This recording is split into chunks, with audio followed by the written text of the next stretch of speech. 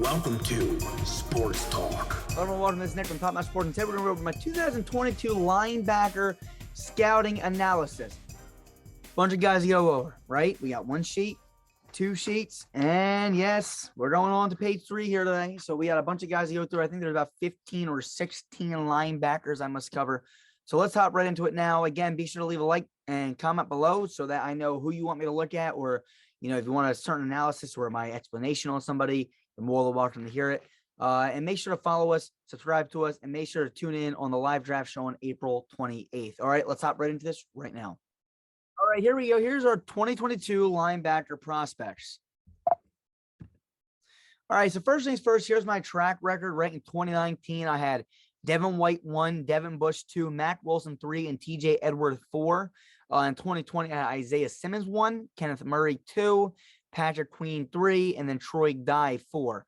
I'm going to be honest with you, year 1, I think I nailed that kind of out of the ballpark out of those 4 guys at least. 2020, Simmons 1. You can make an argument Patrick Queen 2. I still like Kenneth Murray a lot. They didn't play him at all last year. I guess he struggled from what I heard. But Patrick Queen also struggled last year. But again, 97% of people probably say Patrick Queen above Kenneth Murray there. And then last year, Jeremiah Owusu-Koramoah 1, Micah Parsons 2, Dylan Moses 3, Zavon Collins 4, Jamin Davis 5, Pete Warner, Nick Bolton, Baron Browning, right down the list. Most people say, oh, Micah Parsons should have been 1. And you know what? I'm not going to really necessarily agree with you for the pure fact that Micah Parsons played primarily edge. Now, he played pretty good at the linebacker position, but he was honestly more of an edge last year than he was linebacker. So, again, I scouted him as a linebacker, and as a pure linebacker, I just feel like on his film, on his tape, he blew a lot of coverages. Now, can he be the best linebacker in this draft class? Absolutely. But everyone knows. I mean, unless you're lying through your teeth, he was definitely by far the best edge rusher last year. But since I had him listed as a linebacker, I don't know if I can consider him the best linebacker. Pure linebacker, right? I don't know if I can do that. So, again, call me stubborn. Dylan Moses, I was definitely wrong there, but he was hurt. Remember, he's coming off of multiple injuries. So, again, him being 3, I mean, we'll see how he does when he's actually in the NFL. I know he was on the Jaguars last year, but I don't believe he played at all. So, we'll see if he gets signed somewhere and see what happens. Zavon Collins, Jamin Davis, Pete Warner. Pete Warner played pretty decent. Nick Bolton played pretty dang good, and so on and so forth. So you guys can judge me on those as much as you want to. Here we go. Here's my grade scale. All right, I grade them based on their in-game speed, their run coverage, pass coverage, hit power, awareness, reaction, and tackling. This is after my complete analysis, after film study, and their pro days. All right, let's hop into this. Here's the first guy, Nakobe Dean. Now, here in 71% of the possible points be able to be earned out of the grade scale. Okay, so this is all based on grade scale. At the very end, I'll give you my personal analysis, which might sound a little wacky right now. 5'11", 229, 4'5", Let's see what the notes say. This kid is going to be useful in zone passing schemes. He is a really good zone coverage linebacker who can also blitz through gaps really well. If they use him as a delayed blitzer, they can get a ton of use out of him. Has great play awareness and good reaction time. I question his ability to tackle bigger running backs because there's not a ton of film of him doing it in college, but that does not mean he cannot do it.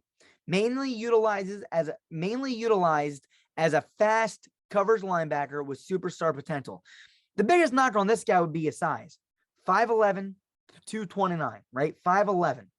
Most linebackers are 6'1", 6'2", 6'3". But again, I'm not going to say here I'm not the guy for not being 6 foot, 6'1", 6'2". I mean, his film is pretty dang good. So what are his strengths? Pass coverage. He's pretty good pass coverage, especially as a zone coverage linebacker. Pretty good at delayed blitzing, and he shoots the gaps really well. He is good at his play awareness, right? He can read plays very well, and he has good reaction time. When he sees something happen, he shoots to the football very quickly. Really doesn't have many weaknesses, so a lot of other things are right in between that average field. Here's his breakdown. You're more than to hit pause and look at all these. I'm not going to break these down. And we go to the next guy. The next guy, Christian Harris, 6 foot, 220, 6'4", 440. This kid is fast enough to man up with some of the faster tight ends or slower wide receivers. He is not a lockdown coverage linebacker because at the end of the day, he is just he's just a linebacker, all right? This guy, he's a good linebacker, but he's not a lockdown coverage guy, right? At the end of the day, he's just a normal linebacker. So can you ask him to cover some guys? Yes. Do you want to rely on his coverage? No. But he is one of those guys in the draft at the linebacker position that I would trust attempting to cover a star player in the NFL. He is fast, but not as fast as a 40-time would say on film. Okay, so his 40-time looks really fast, but I wouldn't say he's as fast on film. Okay, and he can hit hard when he wants to. All right, so not as fast as a 40-time would say on film. Look, so again, strength, you would say his speed, right? He ran a nice 40, but I could also say he lacked speed on film. So remember that. Good run coverage, good in pass coverage. Again, I would recommend using him against some decent tight ends, maybe some lower tier wide receivers, and has hit power when he wants to. Again, not too many weaknesses in his game. He's all around pretty dang good. Here's his breakdown. You're more than welcome to look at that as we go to the next guy. JoJo Domann, 6'1", 228, 4'6", 240. This kid is really good coverage linebacker. Seems like a linebacker safety hybrid. He has great ball skills and looks faster than his 40-time shows. Now, this is the opposite, right? I like his film a lot. Main question will be tackling bigger running backs. So, again, what are his strengths? Good in coverage. He's a linebacker safety hybrid. He has great ball skills. Faster than 40-time shows, okay? Good in pass coverage. Has some hit power again. Like he can hit you. I mean, same thing with Christian Harris. These two can hit you. It's not all the time. It's not every hit. But when they want to hit you, they are going to hit you. And he has pretty dang good awareness. Now, his weakness would be his 40 time. He ran a 4.6 240, which is not great. But what I will tell you is this. He plays faster than his 40 time shows. Here's his breakdown. You're more than welcome to look at it. And again, B minus speed, that's me being very critical, right? He could be easily a B plus speed. But again, I'm going to base that off of mainly his 40 with a slight adjustment here and there. But the main thing is I don't want to judge it based off my eyes. I want a hard number. Here's the next guy, Channing Tindall, 6'1", 230, 447. This kid absolutely flies around the field. His speed is shown all over the field. He's a great quarterback spy and can also has great awareness on delayed blitzes. He can be a special player in the NFL if he puts it all together. Lack of film in pass coverage, okay? So here's his strengths. Good speed, good quarterback spy, great awareness, good at delayed blitzing, good at run coverage, good hit power, good awareness, and good reaction. His weakness, pass coverage. And mainly what I'm saying is it's not that he lacks pass coverage, but when I watched his film, it was very hard to find him covering at all. So maybe he's weak in this area, but I can't really, I'm not going to say it's a strength.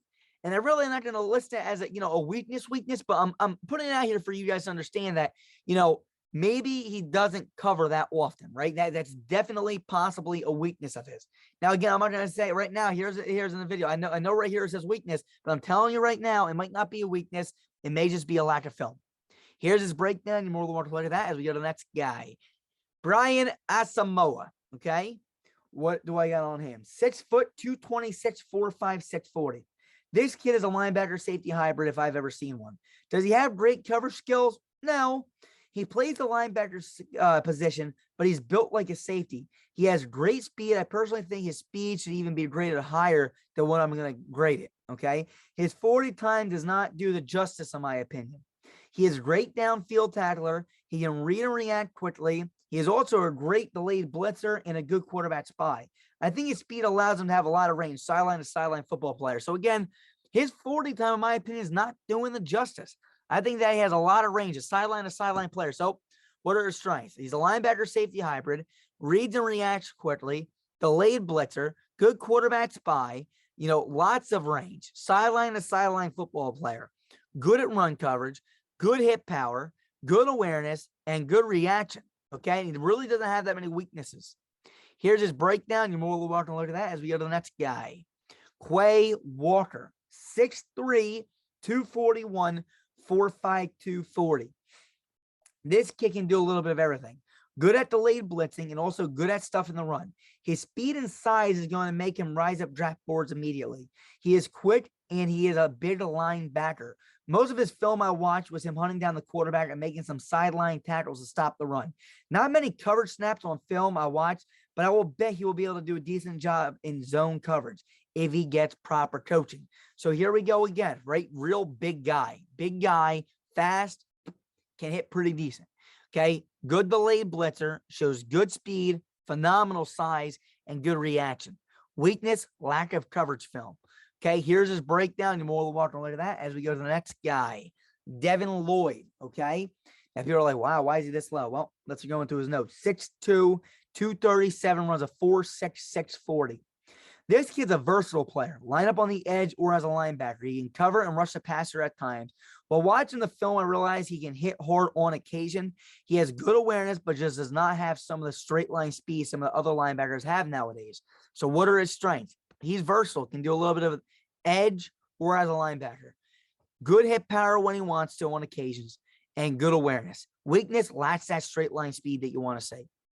Here's his breakdown. You're more than welcome to look at that as we go to the next guy. Brandon Smith, 6'3", 250, 452. Big guy again. This guy has really good reaction time when he notices something is happening. Ball is thrown and is able to fly towards the ball carrier. Can be used at times on the line and also as a linebacker. Has potential. So this guy's really a lot of untapped potential here. A coach is going to have to work with him and mold him into something. Can play sometimes on the line, can play as a linebacker. Big guy, can move decently well. Strengths, good reaction, good versatility, and he shows good hit power on his film.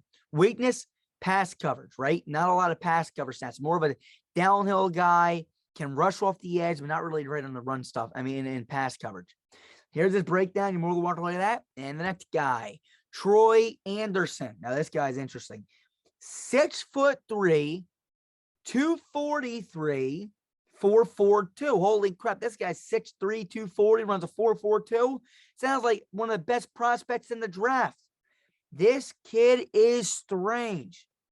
Big guy who can run fast. Sounds like a phenomenal prospect.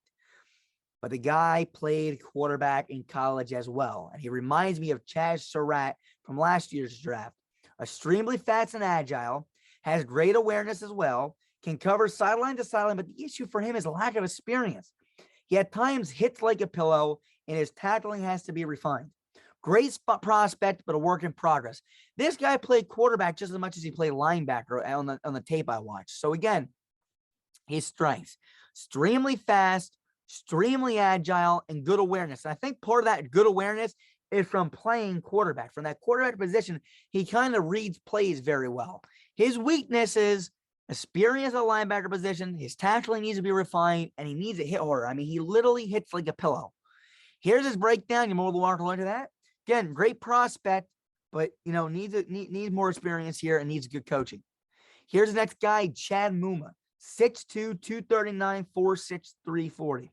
This kid has a high motor. He can rush the passer on occasion, but a great run stuffer. He's able to read and react quickly and make plays all over the field. He seems quicker than his 40 times show. So his strengths, high motor, good versatility, good run stuffer, shows good hit power on film, good awareness, and good reaction. Now, his weakness is 40 time. Ran a 4.63, a little bit slower than I would like to say. But he has a high motor. Here's his breakdown. You're more than welcome to look at that. And the next guy, Darian Beaver, 6'3", 237, ran a 4.7. This kid is a downhill linebacker who also plays the edge position. He occasionally drops into coverage, but will never be asked to cover one-on-one man coverage. He is okay at coverage, but I would not rely on him. Most people are going to give him credit for his interceptions, but the quarterback throws a ball right at his zone. He is good at reading and reacting to the football. Is he a great coverage linebacker? No. Would I recommend him for stopping the run with some versatility at the edge? Absolutely. That's where I would recommend him. Stuffing the run and playing the edge position. That's where he excels. So his strengths, he's a downhill linebacker, good versatility, good run coverage, good awareness, and good reaction. His weaknesses, pass coverage is not the greatest for sure. And his speed, just lacks of speed to cover down the field. Here's his breakdown. You're more than welcome to that as we go to the next guy. Leo Chanel, 6'2", 250, runs a 4.53. This kid is a rushing linebacker. You line him up on the outside, do a delayed A-gap blitz, or line him up as a nose tackle. He can do it all and get a great jump off the ball. His explosiveness off the snap is impressive. He is a much better versatile player, but he is not a prototypical linebacker. Move him around and let him rush the passer from different angles. He is a downhill guy and can work great in certain systems. So he's a blitzing linebacker. He's a rusher, right? Great jump off the snap. He's explosive off the snap, versatile, downhill kind of a guy and good tackling. Weaknesses, pass coverage. You're not going to want to pass, put this guy in a zone at all. Or man for that matter. Definitely not man. Here's his breakdown. You're more than welcome to look at that. And the next guy, Damone Clark. Okay. 6'2", 239, runs a 4.57. This kid is quick, but there was a ton left to be desired on the film. I saw decent coverage on a deep ball, but besides that, there was not much coverage on tape. He is good at tracking down the ball carrier, but his tackling is not the greatest either. I did not see one great form tackle the entire time. Has potential with the speed, but he is a work in progress for sure. So he's quick, and he tracks down the ball carrier pretty well. But he lacks that pass coverage, and he's truly a work in progress. Here's his breakdown. You're more than welcome to look at that. And the next guy, Terrell Bernard. 6 foot, 224, runs a 4.65. This kid's a downhill linebacker, not known for his speed, but he can bull rush a lineman on a delayed blitz or blow up a fullback trying to block for the running back. He hits pretty well, but the lack of speed is going to hurt his stock. In today's NFL, you have to be able to do it all, and he doesn't have it all, but he can be good in certain systems, certain schemes, right? Certain roles, right? These are the guys that can excel really well because they're good at certain things. He's a downhill linebacker who can bull rush and has good hit power. Weaknesses, speed, run coverage as he lacks the range because, again, he lacks speed to show that range, and pass coverage. You're not going to put him in coverage. Here's his breakdown. You're more than welcome to that. And the next guy, Ellis Brooks, 6'1", 230, runs a 4.77. This kid is not the fastest player in the draft. His pass cover skills will be in jeopardy because of lack of speed. Hit power is this kid's strong suit with his run stuffing ability. He can lay the boom on some plays. The issue with him is that he is not the nowadays prototypical linebacker that you want to see in the NFL. So what's he good at? Shows some good signs of hit power, run stuffing, weaknesses, speed, pass coverage, and lacks range. Here's his breakdown. You're more than welcome to look at that. And the next guy, Josh Ross, 6 foot, 227, runs a 4.79. This kid is slow but tackles well. The issue is nowadays most teams look for linebackers who can cover sideline to sideline. If you put him in a defense where it relies on stopping the run and he plays gap defense, he will be all right. His cover skills are not bad, but he just does not have the speed to cover NFL receivers or tight ends. Run coverage is good, but that's about all. So he doesn't really have many strengths, but he's extremely slow. His pass coverage is not the greatest because he lacks the speed to cover. Here's his breakdown. You're more than welcome to look at that. All right, so that's everybody. All right, I got to do that pretty dang fast. Let's now go into this. So here's a grade scale, right? This is based on everyone's ranking, right? There's a big tie, a bunch of guys at 71, bunch of guys at 69, bunch of guys at 68, bunch of guys, right? 70, 67, et cetera, et cetera, et cetera. But here's a grade scale. This is the order that we just went by. And here's my grade scale comparing last year's draft to this year's draft. So again, comparing these guys just strictly on the grade scale, you got Jeremiah Owusu-Koramoah 1, Micah Parsons 2, Dylan Moses 3, Zaven Collins 4, Jamin Davis 5, Nakobe Dean, Christian Harris, Jojo Doman, Channing Tindall, Brian Asamoah, and you go right down the line. Nick Bowen, Pete Warner, Quay Walker, Devin Lloyd, Baron Browning, right? This is according to their grade scale compared to the grade scale. Now, again, Micah Parsons, again, you see I list here, he's an edge, right? So he's really an edge. So you kind of take him out of this conversation. But again, if you still consider him a linebacker and you want to say I'm a moron, well, then put him here, okay? And let's go to the next slide. All right, this is comparing last year's draft to this year's draft according to my personal analysis. Again, I'm still going to say, and I can't change it because last year I had Jeremiah Owusu-Koramoah ranked at 1, so I can't touch last year's guys. All I can do is fill in this year's guys. And I still do believe that Owusu-Koramoah and Micah Parsons are better linebackers than Nakobe Dean, Christian Harris, Quay Walker, Channing Tindall, Brian Asamoah, and Devin Lloyd. But honestly, besides these two, all these guys, in my opinion, are better than any other linebacker that came out of last year's draft. Okay? Here's the next slide. Here's my personal analysis. So this is my final rankings, okay? Nakobe Dean 1, Christian Harris 2, Quay Walker 3, Channing Tindall 4, Brian Asamoah 5, Devin Lloyd, Joe Doman, Smith, Anderson, Muma, Channel, Clark, Beavers, Bernard, Brooks, Ross. A lot of movement. I do like Lloyd, all right? I don't hate Lloyd. It's just that Lloyd, to me, his film wasn't that impressive. He might slide up, might slide down. We'll see as we get closer to the draft here. I mean, we're only, 7-8 days out, so we're getting really close. So, again, wait and see my final rankings. Now I'm going to talk to you for a few seconds here before we go. All right, here I am. I'm back. All right, so real fast before we finish this up, be sure to comment in the comment section. Rate me, let me know what you think. long videos, long hours, a lot of studying, watching everybody, rating everybody, and then the final rankings are the worst part. I'm going to keep saying this. Okay, I'm going to show you the strengths. I'm going to show you the weakness. I'm going to show you my personal analysis. And then it's your job to rank them how you want. The ranking part is really screwy. It really depends where they go, the system that they're put in, and so much more. So that's my ranking. Hopefully you like it. Everyone wants to know the ranking, so that's why I do it. Let me know what you guys think. I'll talk to you guys soon. Peace. We are Built Better.